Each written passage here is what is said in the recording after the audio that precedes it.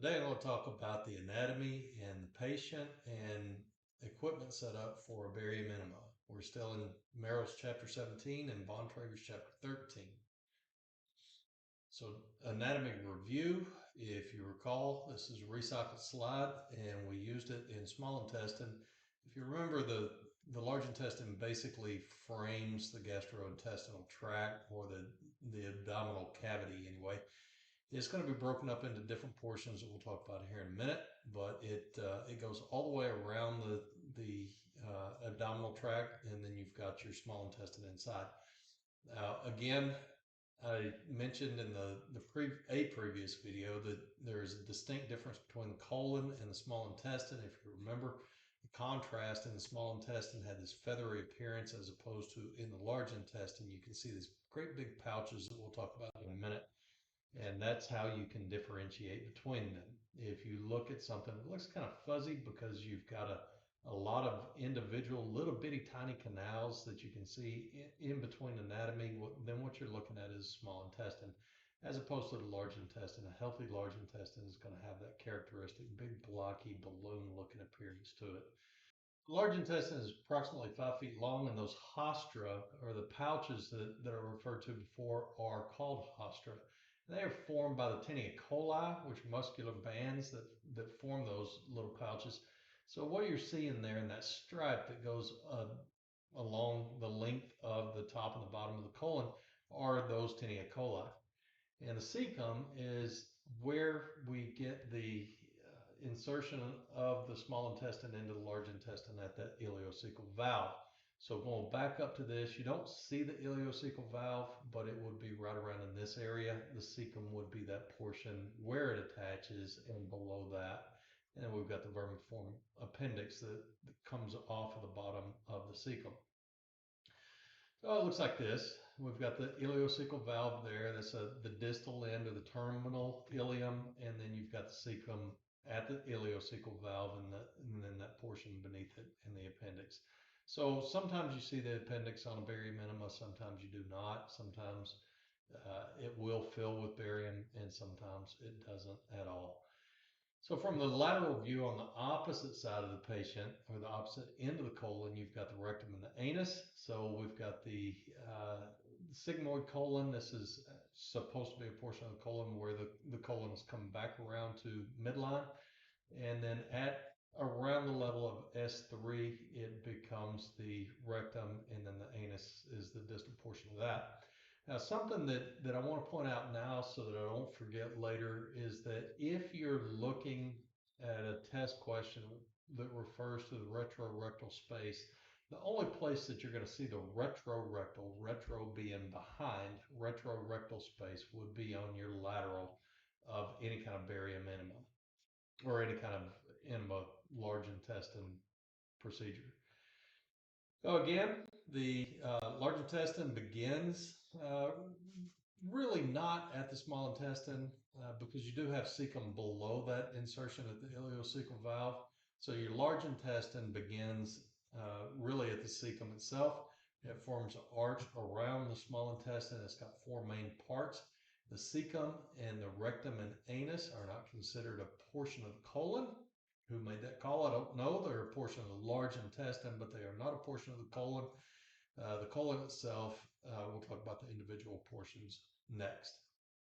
So again, you have ileocecal valve, then you've got cecum. That stripe again is your tinea coli, and your colon itself is really pretty much four portions. We have ascending colon, transverse colon, descending colon, and we've got the sigmoid colon.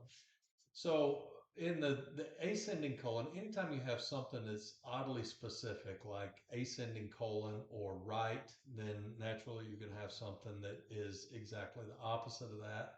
And in this case, we've got a descending colon and left. So colic just refers to the colon. You may use a word association there. If you've got a kid, a child, a baby who's become colicky, then you kind of know that what that means is that they've got a bellyache. So the right colic flexure, obviously on the patient's right hand side, we're looking at this as if the patient was looking at us. and it's the right colic flexure is right up under the liver. So we also refer to that as the hepatic flexure. Remember, anything that has to do with the liver is hepatic. So hepatitis, inflammation of the liver. So we have a right colic flexure, also referred to as the hepatic flexure. This is your spleen right behind the stomach and right above the left colic flexure. So that would be your left colic flexure, which is also referred to as a splenic flexure. You had an ascending colon, you're going to have a descending colon. You had a right colic flexure, you're going to have a left colic flexure. Transverse colon just goes straight across the patient's body, sort of. We'll get to that. And then you've got the sigmoid colon, which makes an S turn, trying to bring the colon back around to the midline so that the rectum and anus are at midline. So the appendix we already talked about. The colon has 4 parts we already talked about. Leave this up for just a second so that you can take notes off of it, or if you just need to take a screenshot. And then this is with everything else stripped away, just showing the terminal ileum, the ileocecal valve, the cecum, the appendix, ascending colon, right colic flexure, also referred to as a hepatic flexure, transverse colon, left colic flexure, which is also the splenic flexure, descending colon, sigmoid colon, S shape for sigmoid, and then we've got the rectum and the anus. Now, something that you need to be thinking about is that at the flexures we get bends really in 2 different ways.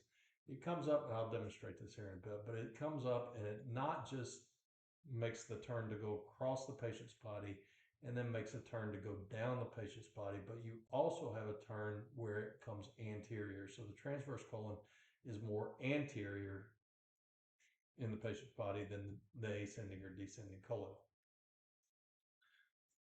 So I'm going to leave each one of these up. We've already talked about them. I'll leave them up for just a second each so that you can see and take screenshots, make notes, whatever you need to do. On your test, you may be asked where you find your hepatic flexure, and that will be in your right upper quadrant, just below the liver. Splenic flexure is going to be in your left upper quadrant, just below the spleen. And then you've got the transverse colon that goes from right upper quadrant to left upper quadrant.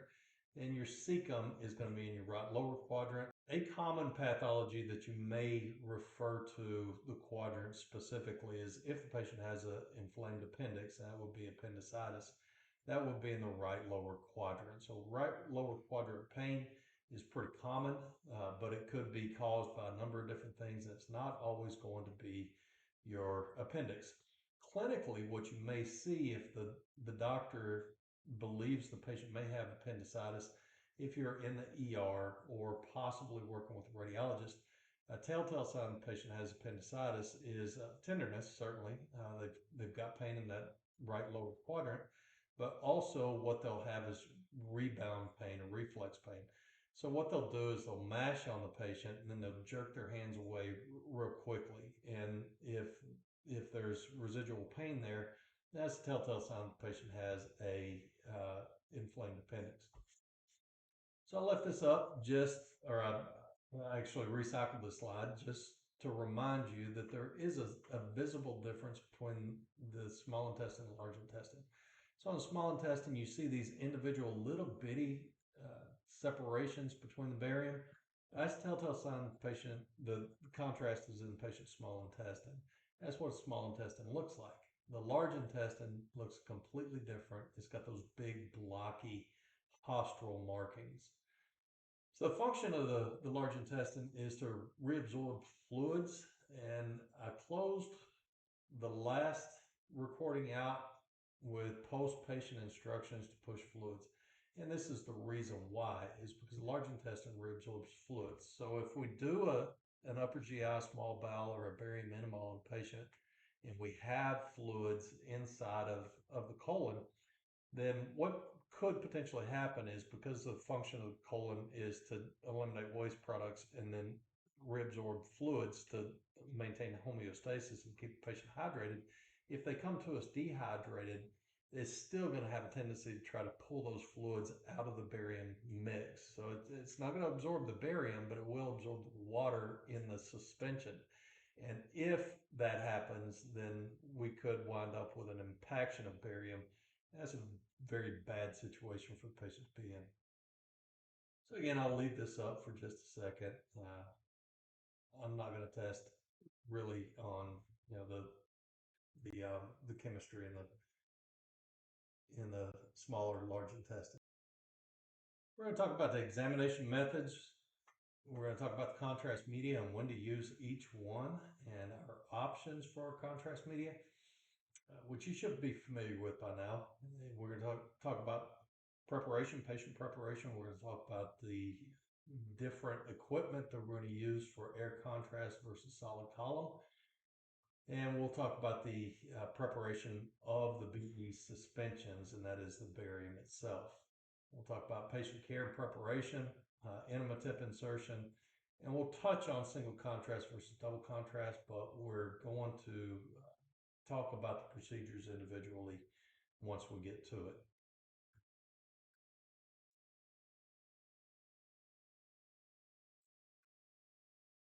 Your contrast media is going to come to you, and it may be in a pre-mix in a jug that you actually pour into the enema bag, and the other would be a powder that's already in the bag that you would add water to try to bring it to a consistency.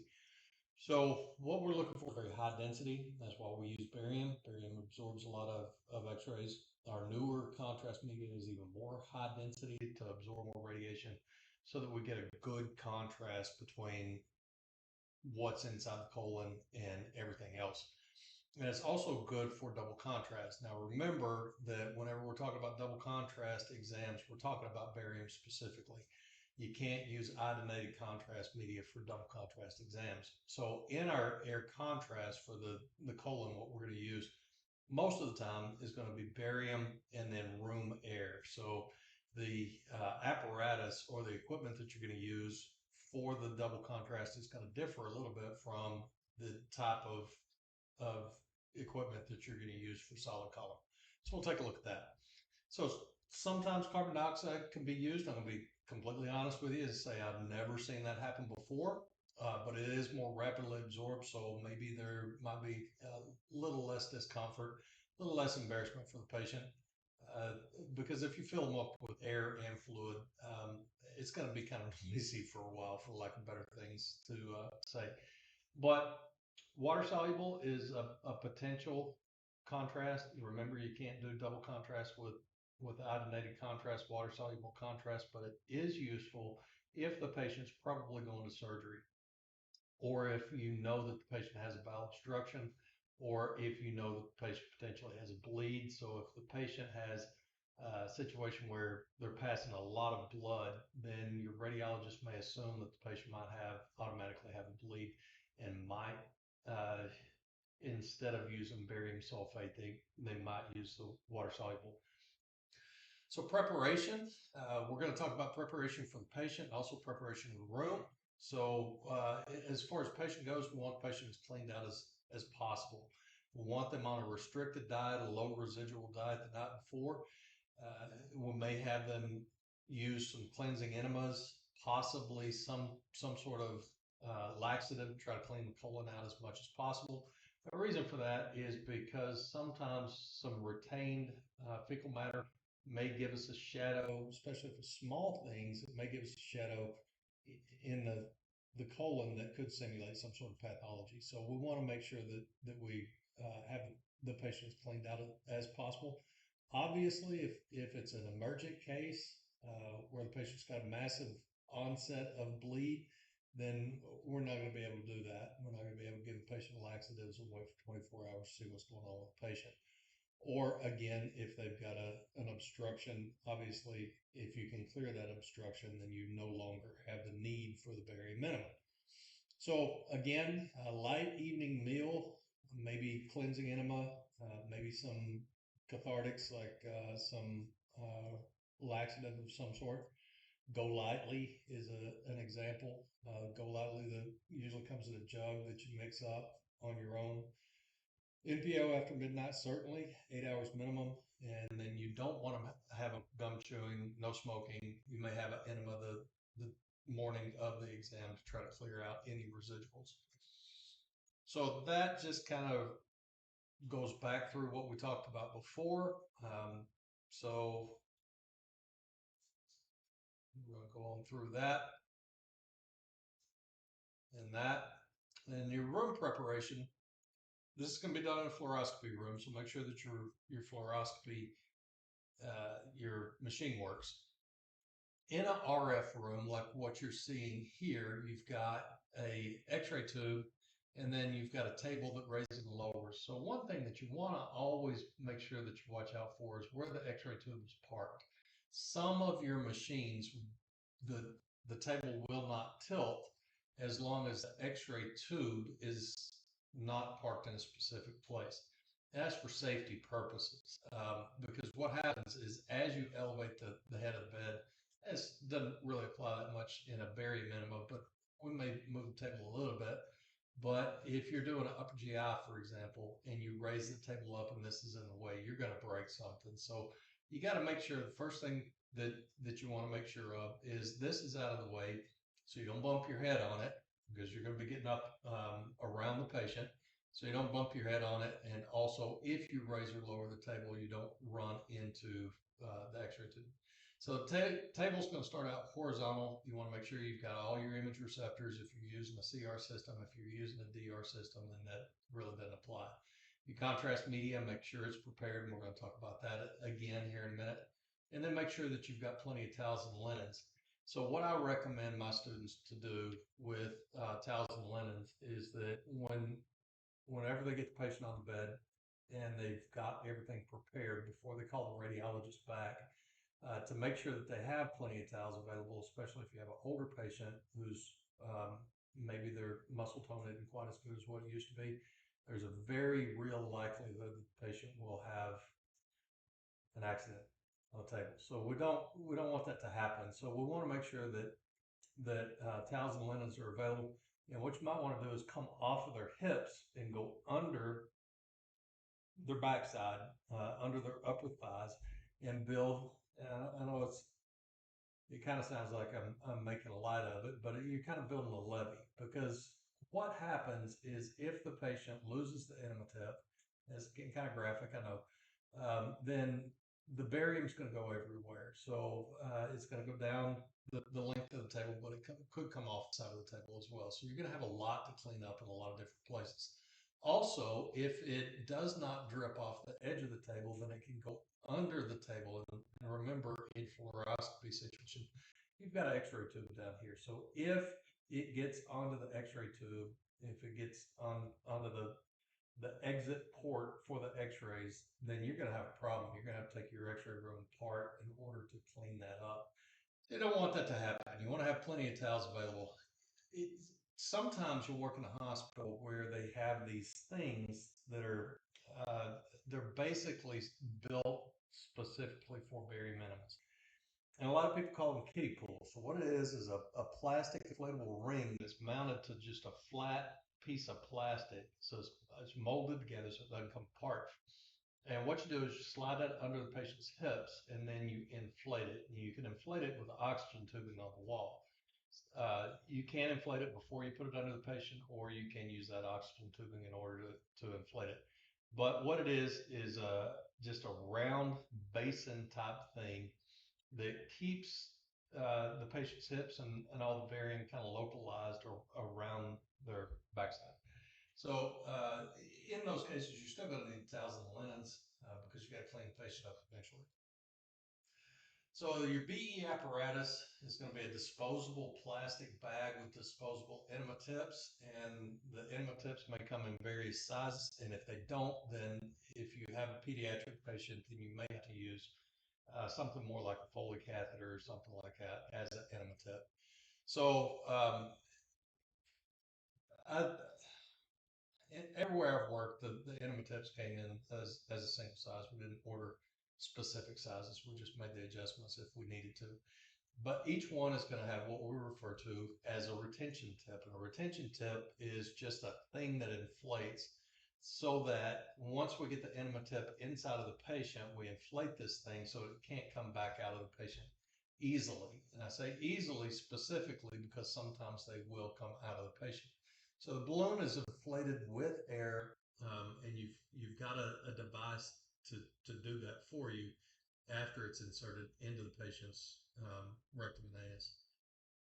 The balloon might not be inflated until it's under fluoroscopy and may be inflated only after the radiologist is in the room. So keep that in mind. Following hospital protocols, the safest thing to do is to not inflate until the doctor's in the room and to inflate under fluoroscopy. So if you're doing double contrast, then you've got to have an avenue for the air to get into the patient. Remember, air, carbon dioxide, according to the PowerPoint, may be used. In my experience, I've never used carbon dioxide. It's always been room air, but you have to have some avenue for the air to get in. So it can't just be a standard enema bag that feeds directly into the enema tip. You've got to have a way to inflate the balloon, but you also have to have a way to introduce air. So the air may be introduced with the device, some sort of bulb, or basically a blood pressure cuff bulb that you would use to initiate the air, both into the retention ring and also into the enema tip, eventually into the patient's colon for double contrast. So your enema bags can be quite large, 3,000 milliliters, and they should have some sort of apparatus on them to keep lump barium from passing into the patient's rectum and anus and eventually into the colon. So your tubing is going to be about 6 feet long. You're not going to use all of that. But it should have some sort of control clamp so you can turn the barium on and off. I recommend to use not just the control clamp, but also have a pair of hemostats available as well. Sometimes the control clamp may be a little bit difficult to manipulate. And then again, you may work in an institution where you're doing a lot of pediatric patients. You may need a smaller bag. I've never seen those before. So as far as preparation of the BE suspension, it's best to follow the manufacturer. But what you see is high density barium used for double contrast. And again, it may come in a jug, and with the jug, then you would pour it directly into the enema bag. Now, some of your hospitals keep their enema contrast in a refrigerator. And this is going to be a little bit counterintuitive to you, most likely, and that is because you might think that you want to put contrast into the patient is similar to body temperature. But what happens with that is in a lot of cases, it will cause stomach cramps and the patient will be more likely to expel enema tip or at least just cause them discomfort. So they'll keep it in a refrigerator, and the cold actually helps to calm the colon. So cold barium is better than hot barium. So when if you're working with a system where the barium comes powder and you have to put water into it, then use the cold tap water. Don't use any hot water. Obviously, because you could burn the patient, but also that cold water, the cooler water, is going to be more comfortable for the patient. They're less likely to cramp with it. So this is a contrast media bag. So we've got a bag of barium here. We've got about 6 foot long tubing. This is the clamp off device I was talking about before. And that's a standard enema tip, but it doesn't have retention ring. So we'll take a look here in a second at what the retention ring looks like and what an enema tip would look like that needed double contrast. What we would use for double contrast. So they're single use. The whole thing is disposable. So once you get done with the patient, you just throw the whole thing away. We already talked about that.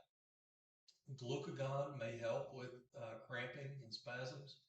And if the patient is really having a hard time, then some sort of anesthetic, topical anesthetic, can be used as well in insertion of the enema tip.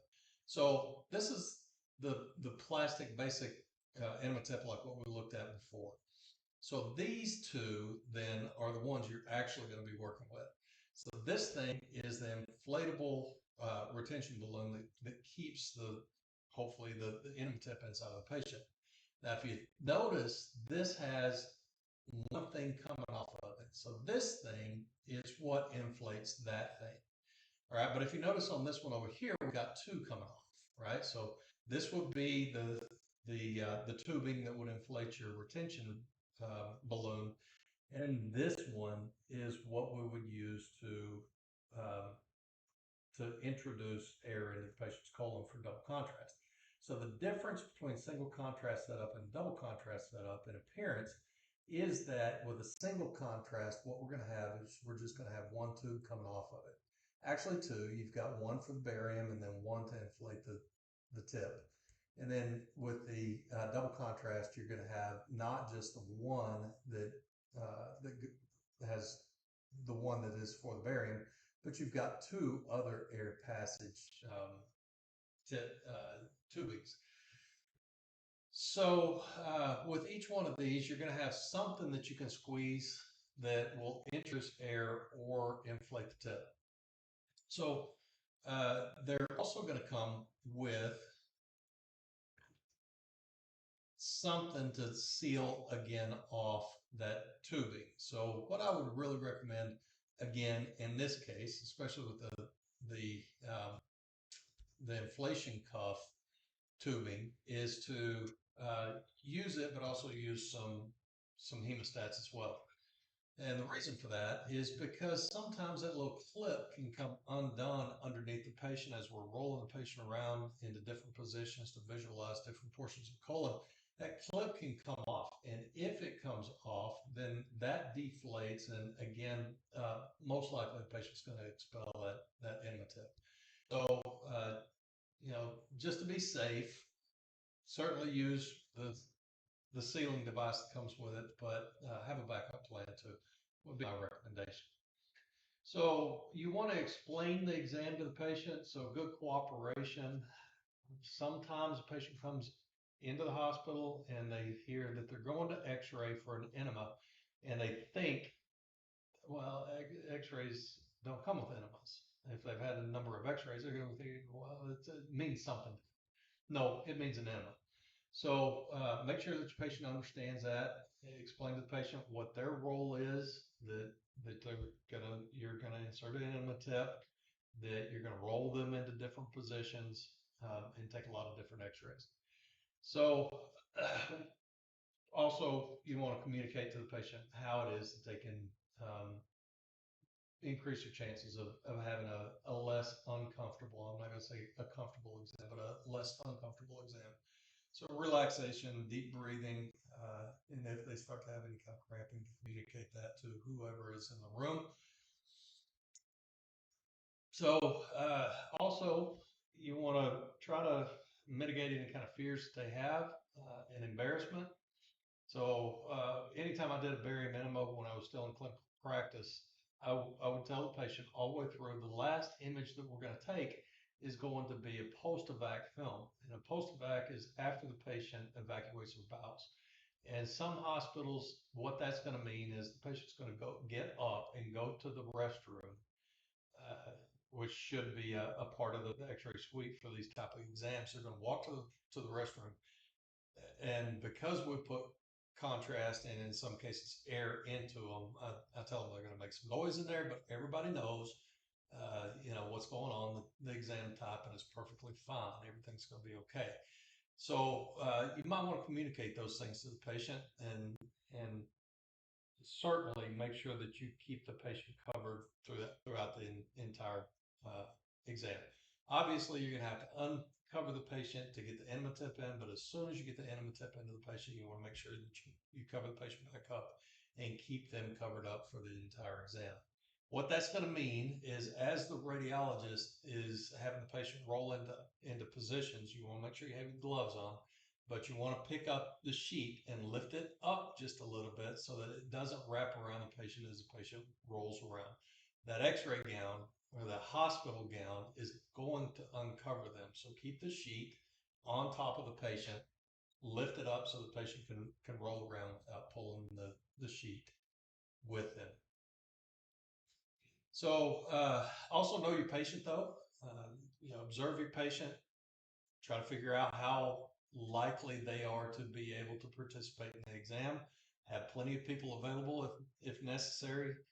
Uh, you know, when the patient goes to the restroom to evacuate the bowels, make sure that they know where the call button is, so that if they have a problem getting back up off the toilet, then you can be called in for it. But check on your patient pretty consistently. So enema tip insertion, what we're going to do is we're going to put the patient into what we refer to as a SIMS position. And you know x-ray positioning well enough by now that you understand when I say that we're going to put the patient into an LEO position. So what we're going to do is we're going to roll the patient up onto their left-hand side, and we're going to roll them towards their stomach, but you're going to bend their right knee so they don't go all the way to the stomach. And they're going to be at about 45 or 35 to 40 degree oblique and something like that. They're more lateral in this case, but what that does is it gives access to where you need to put the enema tip. So flex that leg and have the patient rotate towards their anterior side just a little bit. So adjust the IV pole so it's no more than 24 inches above. In this slide it says anus, but in a lot of textbooks it says tabletop. The reason for that is the higher you take the enema bag, the more pressure there is going to be in the tubing and eventually into the patient. So if the patient has any kind of abdominal weakness, if they have the colon has a weakness in it, be it because of cancer or maybe intussusception or diverticular or whatever, then what can happen is a little bit of overpressure that could cause a rupture. You don't want that to happen. So make sure that you don't keep your enema bag or the IV pole really no more than 24 inches above the tabletop. So expose the anus and lubricate. Use plenty of lubrication, and instruct the patient to take in a deep breath and slowly blow it out and insert the tip. Now, once you get the enema tip in so far, and you know that you're in far enough, whenever the body just kind of takes the enema tip away from you. So after insertion of, I don't know, maybe about 3 inches, then the enema tip has the body has a tendency to pull the enema tip in the rest of the way. So that's how you know that you're in far enough. Now, if you don't put it in that far for the body to take it away from you, once you inflate that cuff, you're going to be inflating it around or inside of probably muscular tissue. And that's going to cause the patient some significant pain. So you need to put it in far enough that it takes it away from you. And then once it does that, then it should be safe to inflate. Again, best to inflate under fluoroscopy to make sure that you don't have something going on there.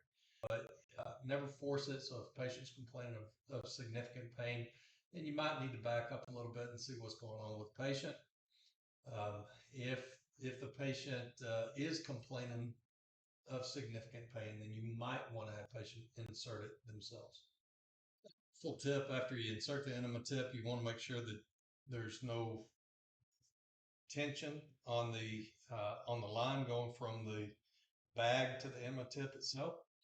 The reason for that is because once you roll the patient back over onto their back and they pull that enema tip back out, and then once you start the barium flow, you may find out that you're not inserted any longer. The other thing is that the retention cuff, that clamp that you use to cut off that air to the retention cuff, make sure that clamp is far enough away that you don't get awkward getting right up next to the patient to try to, after you inflate the cuff, to try to seal that off to keep it from deflating. So make sure that there's plenty of line for that, and make sure that there's plenty of line also whenever the patient rolls back onto the back. Probably a good idea to hold it in place. This wraps up this recording. Like, share, subscribe. And the next one, again, we're going to be talking about the actual procedures, single contrast, double contrast, and what we refer to as depthography.